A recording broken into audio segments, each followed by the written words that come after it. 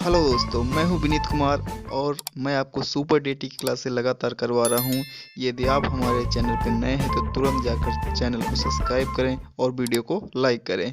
हम इस समय ब्रिटिश कालीन शिक्षा के कई महत्वपूर्ण टॉपिक पढ़ रहे हैं। ब्रिटिश कालीन शिक्षा के अंदर हमने पिछला जो टॉपिक पढ़ा था वो लॉर्ड मैकाले की शैक्षिक नीति के बारे में पढ़ लिया था। इसके बाद में एक और टॉपिक आता है सैडलर आयोग। सैडलर आयोग जो आपका आया था वो आया था 1917 से 1919 के बीच में यह आयोग आया था। पृष्ठभूमि इसमें क्या था? सरकार लंबे समय से उच्च शिक्षा के सुधार के बारे में सोच रही थी। यानी जो अपर लेवल की शिक्षा थी उसमें बहुत सारी कमियां थी, तो सरकार इसके बारे में सोच रही थी कैसे भाई अपर लेवल की जो शिक्षा है उसमें जो कमी उसको कैसे सुधारा जाए।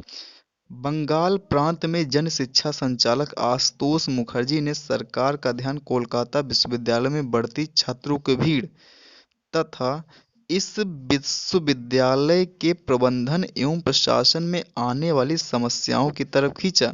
यानी पहले क्या था कि विश्वविद्यालय तो थे, पढ़ाई भी शुरू हो गई थी धीरे धीरे, ठीक, लेकिन अब पढ़ाई शुरू हो गई तो बच्चे बहुत पढ़ना चाहते थे, बहुत कई स्टूडेंट पढ़ना चाहते थे, लेकिन जितने पढ़ने चाहते थे उतने के लिए पर्याप्त मात्रा में शिक्षा उपलब्ध नहीं थी।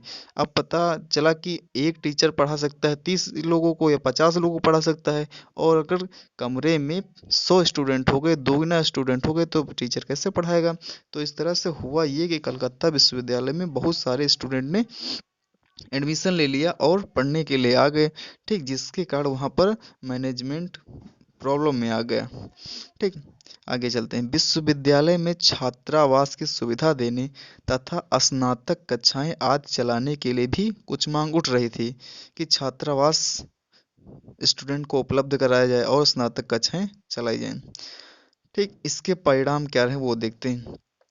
इन सभी बिंदुओं, खासकर कोलकाता विश्वविद्यालय की समस्याओं के अध्ययन के लिए इंग्लैंड की लीड्स यूनिवर्सिटी के कुलपति माइकल सैडलर की अध्यक्षता में 14 सितंबर 1917 में एक आयोग का गठन किया गया, जिससे कोलकाता विश्वविद्यालय आयोग या सैडलर आयोग कहते हैं। जिसे क्या कहते हैं?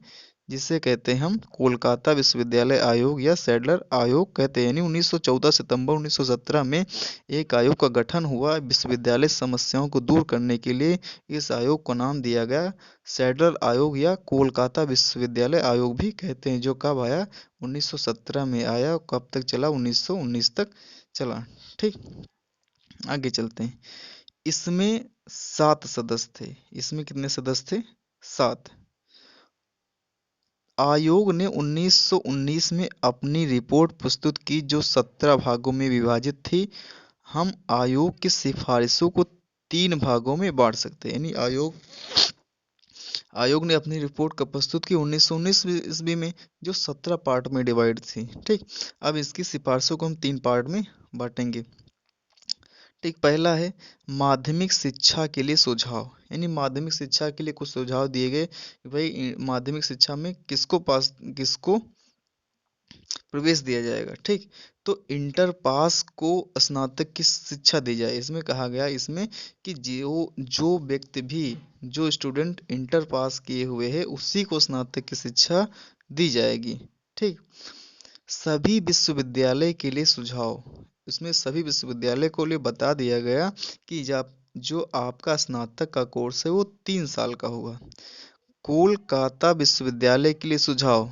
इसमें क्या कहा गया कि आवासीय विश्वविद्यालय खुले। यानी अब पता चला कि बहुत दूर से, ठीक, 100 किलोमीटर 50 किलोमीटर से कोई विद्यार्थी पढ़ने के लिए आ रहा है, ठीक, तो उसको बहुत ज़्यादा परेशानी हो जाती है, पूरा दिन आने जाने में निकल जाता है। इसलिए ये किया जाए कि कोलकाता विश्वविद्यालय के आसपास अगर हो सके तो आवासीय विश्वविद्यालय भी खोल दिए जाएं।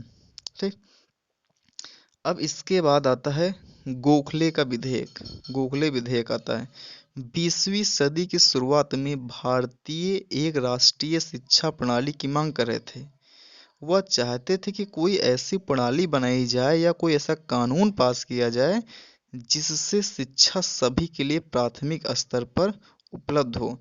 ठीक, यानी 20वीं शताब्दी में भारतीय चाहते थे कि कोई ऐसी शिक्षा प्रणाली आ जाए, कोई ऐसी शिक्षा नीति आ जाए जिससे हर भारतीय के पास में क्या हो, शिक्षा पहुंच जाए। ठीक।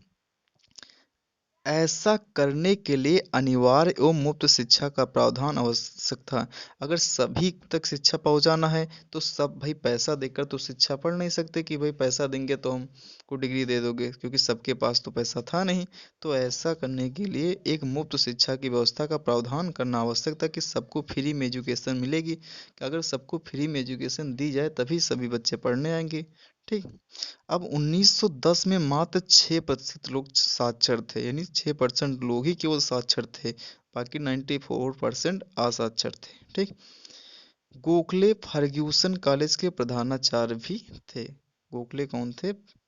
फर्ग्यूसन कॉलेज के प्रधानाचार्य भी थे। 16 मार्च 1911 को गोखले ने अपना विधेयक केंद्रीय धारा सभा में पेश किया और इनका विधेयक पास हो गया और इनकी बातें मान ली गई। ठीक। इसके बाद में आता है वर्धा योजना। कब आती है? 1937। इसमें मैक्सिमम डेट ही पूछा जाता है कि वर्धा योजना कब आई। ठीक, तो आपको लगा देना 1937 में आई। ठीक। तो इसमें क्या होता है, वर्धा योजना में पढ़ते हैं, महाराष्ट्र के वर्धा नामक जगह पर मारवाड़ी सभा आयोजित की गई। यानी वर्धा कहाँ पर पड़ता है? महाराष्ट्र में पड़ता है। यह सम्मेलन 1937 को बुलाया गया।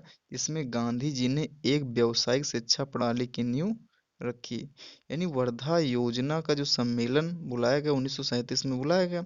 अब इसमें मेन काम कौन किया? गांधी जी। गांधी जी ने कहा कि भाई आप शिक्षा दे रहे हैं तो उसमें व्यावसायिक शिक्षा को भी शामिल करिए, व्यावसायिक शिक्षा को भी शामिल करिए। मान लीजिए कोई स्टूडेंट बहुत ज़्यादा नहीं पढ़ना चाहता, वो चाहता कि हम भाई थोड़ा बड़ा पढ़ लें, उसके बाद में हमको कोई नौकरी रोजगार छोटा मोटा मिल जाए जिससे हम अपनी जीविका सुचारू रूप से चला सके।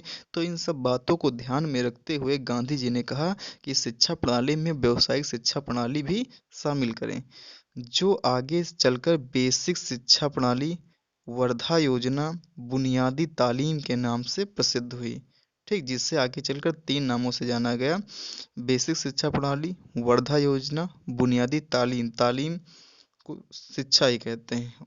ठीक, मुस्लिम भाषा में तालीम बोलते हैं शिक्षा को। ठीक।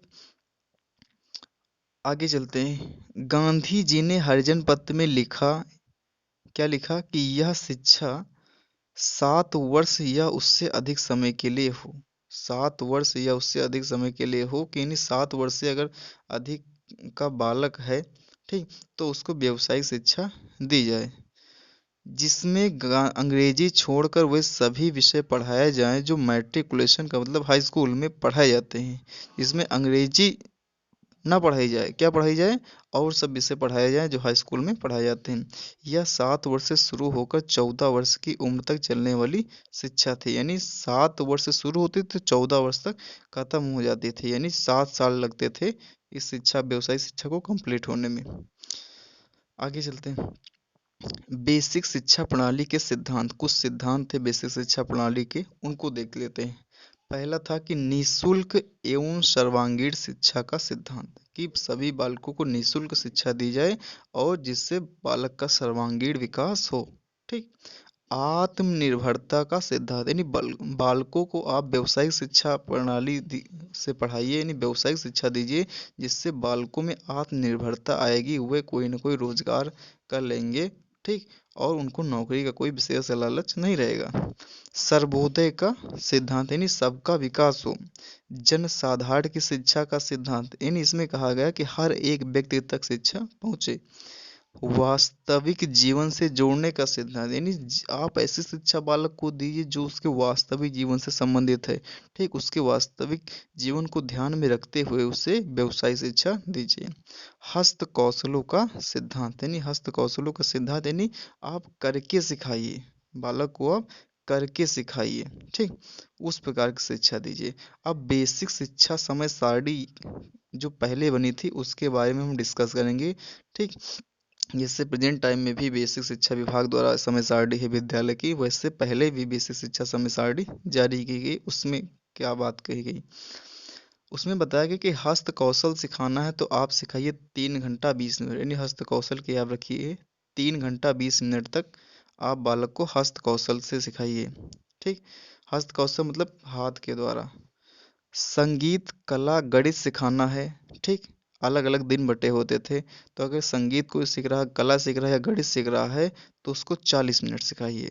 मातृभाषा माने अपनी भाषा सीख रहा है तो उसको 40 मिनट सिखाइए। सामाजिक अध्ययन एवं सामान्य विज्ञान के लिए आप 30 मिनट का समय रखिए।